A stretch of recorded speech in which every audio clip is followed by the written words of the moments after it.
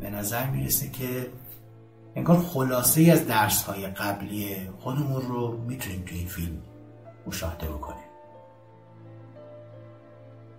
مثلا دیدن سیر یک سالک رو یا زندگی معمولی انسان‌ها رو.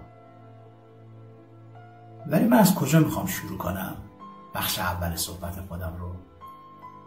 میخوام از حضور معلم‌ها به شکل نمادین در این فیلم بگم. میدونید معلم‌ها راهنشین هستند. این کلمه رو به یاد داشته باشید، راهنشین. تو این فیلم همین موضوع رو میبینید. معلم‌ها در راه عبور و سیر انسان‌ها قرار دارن.